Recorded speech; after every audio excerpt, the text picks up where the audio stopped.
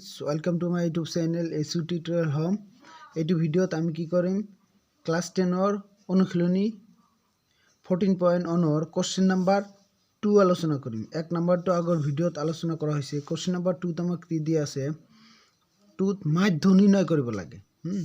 50 জন শ্ৰমিকৰ কথা কৈছে। 50 জন শ্ৰমিকৰ দৈনিক পাৰিশ্ৰমিক তলত এটা টেবুল দিছে। ইয়াত আমাৰ শ্ৰেণী অন্তৰাল দিয়া আছে আৰু কৰ্মীৰ সংখ্যা দিয়া আছে, মানে বাৰম্বাৰতা।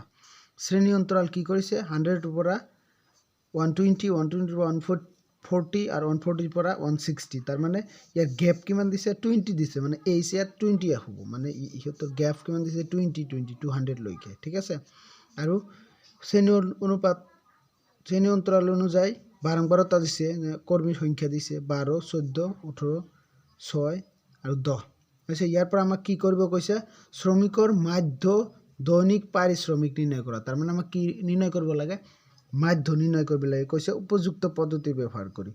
আমি কোনটো পদ্ধতি ব্যৱহাৰ কৰিম যে মাধ্য নিৰ্ণয় কৰাৰ পদ্ধতি আমাৰ কেইটা আছে তিনিটা আছে। বিবেচিত পদ্ধতি, প্ৰথমতে আমাৰ প্ৰত্যক্ষ পদ্ধতি, তাৰ পিছত বিবেচিত পদ্ধতি, তাৰ পিছত আমাৰ ঢাপ বিচ্যুতি পদ্ধতি।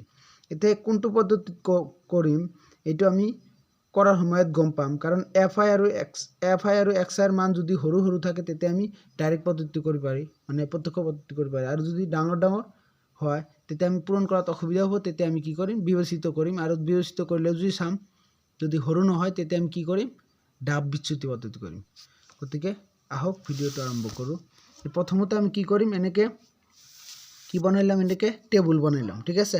এনেকৈ টেবুলত আমাৰ শ্ৰেণী অন্তৰাল যিখিনি দিয়া আছে সেইখিনি আমি কি কৰিম বহুৱাই ল'ম। ঠিক আছে। শ্ৰেণী অন্তৰাল প্ৰথমত কি দিছে 100 to 120, আকৌ 120 to 140 142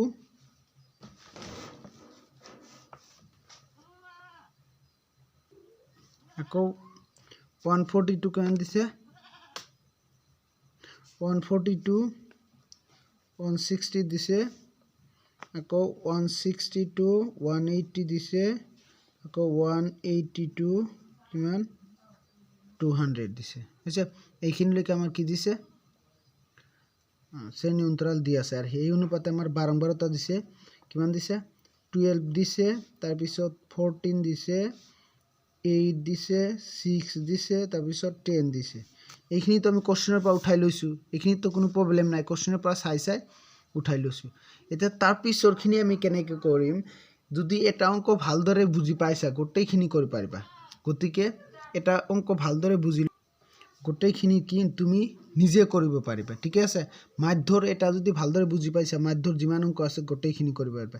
এতিয়া শ্ৰেণী সূচক কি শ্ৰেণী সূচক হৈছে যে শ্ৰেণী অন্তৰালৰ উচ্চ সীমা আৰু নিম্ন সীমা এই দুটা। ইয়াত নিম্ন সীমা হ'ব 100 আৰু উচ্চ সীমা হ'ব 120। সৰুটোক ক'ব নিম্ন সীমা, ডাঙৰটোক এইফালটোক ক'ব উচ্চ সীমা। এই দুটা যদি যোগ কৰি দিওঁ আমাৰ যোগ কৰিলে কিমান 100 আৰু 120 কিমান হ'ব 220 হ'ব। গতিকে 220ক আকৌ 2ৰে কি কৰিব লাগিব ভাগ কৰিব লাগিব। ভাগ কৰিলে আমাৰ কি আহি আছে 110 আহি আছে। তাৰপিছত এতিয়া আমাৰ এটা যদি ওলাইছোঁ গোটেইখিনি আমি ওলাব পাৰিম, মানে যোগ এইখিনি নকৰাকৈ। কাৰণ কি 20কৈ বাঢ়িছে ইয়াত 20কৈ বঢ়াই দিম, কিমান হ'ব 130 হ'ব। তাৰপিছত কিমান হ'ব 150 হ'ব। তাৰপিছত কিমান হ'ব 170, তাৰপিছত কিমান হ'ব 190। 20কৈ বঢ়াই দিছোঁ কাৰণ ইয়াত 20কৈ বঢ়াই দিয়া হৈছে, গতিকে 20কৈ বঢ়াই দিছোঁ। ঠিক আছে।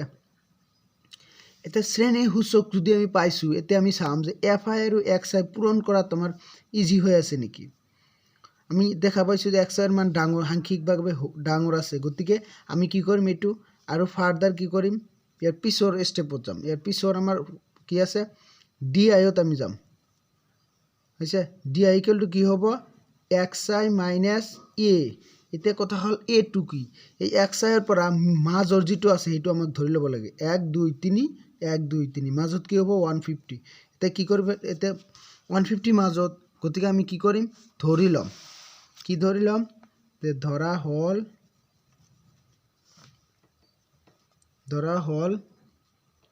এ ইকুৱেল টু কিমান 150। ঠিক আছে। এই যদি আমি 150 ধৰিছোঁ তেতিয়া আমাক এই যে ওপৰত এক্স আই মাইনাছ এ যে আমি কৈছোঁ, তাৰমানে এক্স আই এই গোটেইখিনি ইয়াৰ তো xi এৰ পৰা আমি a মাইনাস কৰি দিম মানে 150 মাইনাস কৰিম গোটেই এইখিনিৰ পৰা 150 এটাকে কি কৰি দিম আমি মাইনাস কৰি দিম ইয়াৰ পৰা যদি 150 মাইনাস কৰো কিমান হ'ব -40 হ'ব যেটো 150 বেছি ইয়াৰ পৰা 130 মাইনাস কৰিলে কিমান হ'ব -20 হ'ব ইয়াত তো 0 হ'ব আৰু ইয়াত আমাৰ কিমান হ'ব +20 হ'ব মাইনাস নহয় প্লাস আৰু ইয়াত কিমান হ'ব +40 হ'ব ঠিক আছে এইখিনি আমি di = xi - a পালো a মাইনাস কৰি দিলো তাৰ পিছতো আমি দেখা পালো যে fi আৰু di ৰ মান তথাপি পূৰণ কৰাত আমাৰ অসুবিধা হৈ আছে তেতিয়া আমি আকৌ কি কৰিম ui লৈ কনভাৰ্ট কৰিম ui বনাই দিম এতিয়া ui = কি হ'ব আমাৰ যে xi - a যে আমি পাইছো ইয়াক আমি h এৰে ডিভাইড কৰি দিম কিহেৰে ডিভাইড কৰি দিম h এৰে ডিভাইড কৰি দিম ঠিক আছে এটা কথা হল h আমাৰ কি h কি হ'ব আকৌ h হ'ব আমাৰ 20 কিহৰ কাৰণে 20 এই যে শ্ৰেণী অন্তৰাল যে আমি পাইছো ইয়াৰ মাজত গ্যাপ কিমান আছে 20 আছে গোটেইখিনি মাজত গ্যাপ 20 কাৰণ আমাৰ h ৰ মান কিমান হ'ব 20 হ'ব ঠিক আছে এতিয়া এই di যে আছে আমাৰ di যে আমি পাইছো যে di ক আমি কি কৰিম 20 ৰে ডিভাইড কৰি দিম কাৰণ h ৰে ডিভাইড কৰিব লাগে 20 ৰে ডিভাইড কৰি দিম 20 ৰে ডিভাইড কৰিলে ইয়াত কিমান আহিব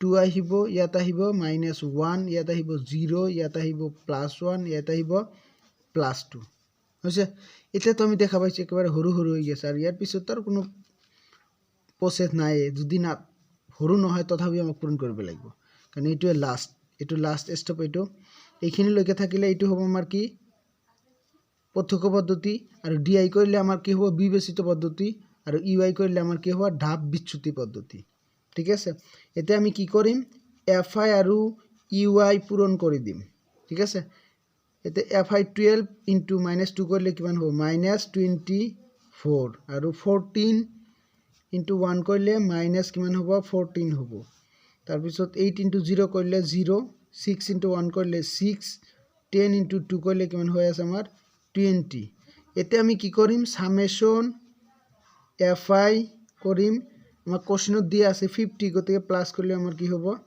50 হৈ যাব তাৰ পিছত আমাৰ কি লাগিব সামেশন fi ui লাগিব সামেশন fi ui এটো লাগিব এটো যদি আমি পূৰণ কৰো আমাৰ কি হ'ব যে মাইনাস আৰু প্লাস কিনে আমাক পূৰণ কৰিব লাগিব এটো যদি আমি পূৰণ কৰো দেন প্লাস আমাৰ কোনখিনি আছে এইখিনি চাম তে প্লাস খিনি আৰু মাইনাস খিনি চাম যে মাইনাস আছে আমাৰ 24 আকৌ কি আছে 14 যোগ কৰিলে আমাৰ কিমান হ'ব 38 মাইনাস আছে এইখিনি যদি প্লাস কৰি দিও -24 -14 = -38 আৰু প্লাসত আমাৰ কি কি আছে প্লাসত আমাৰ আছে 6 আছে আৰু কিমান আছে 20 আছে আৰু যোগ কৰিলে আমাৰ কি হ'ব 26 হ'ব এটা এইখিনি যদি আমি প্লাস মাইনাস কৰো কি আহিব আমাৰ -12 আহি যাব আমাৰ কিমান আহি যাব প্লাস খিনি যোগ কৰিছো মাইনাস খিনি যোগ কৰিছো এতিয়া 38 ৰ পৰা 26 বাদ দিলে 12 থাকিব আৰু মাইনাস হ'ব কাৰণ বেছি মাইনাস আছে গতে আমাৰ কি আহিব -12 আহিব তে সামেশন fi ৰ মান কিমান পাইছো আমি -12 পাইছো ঠিক আছে এতিয়া গোটেইখিনি আমি পাইছো গোটেইখিনিতে পাইছো যদি এতিয়া আমি কি কৰিম মাধ্য উলিয়াম কি পদ্ধতি উলিয়াম ঢাপ বিচ্যুতি পদ্ধতি হৈছে এতে কে ঢাপ বিচ্যুতি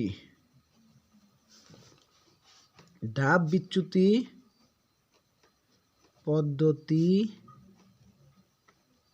ব্যবহার করি পাও ঠিক আছে ঢাপ বিচ্যুতি পদ্ধতি ব্যবহার করি পাও তে মাধ্য ঢাপ বিচ্যুতি পদ্ধতির মতে মাধ্যর সূত্রটো কি আছিল যে x bar = a plus summation fi ui divided by summation fi into আমার কি হবে h ঠিক আছে এই গোটেইখিনি আমি কি কৰিম এটা এটা কি কৰি দিম বহুৱাই দিম ঠিক আছে গোটেইখিনি এটা এটাকে আমি কি কৰিম বহুৱাই দিম তে যদি বহুৱাই দিও এৰ মান আমাৰ কিমান আছে 150 প্লাস সামেশন fi ui এর মান হৈছে -12 ঠিক আছে ব্র্যাকেট দি দিও তার পিছত সামেশন fi এর মান আমার কিমান আছে 50 আৰু h এৰ মান কিমান আমাৰ আছে h এর মান কিমান 20 ঠিক আছে এইখিনি যদি আমি এটা ক্যালকুলেশন কৰি লও ক্যালকুলেশন কৰিলে আমি কি পাম এনসারখিনি আমি কি করে যাম পাই যাম ঠিক আছে এখানে যদি আমি আনসার করে লও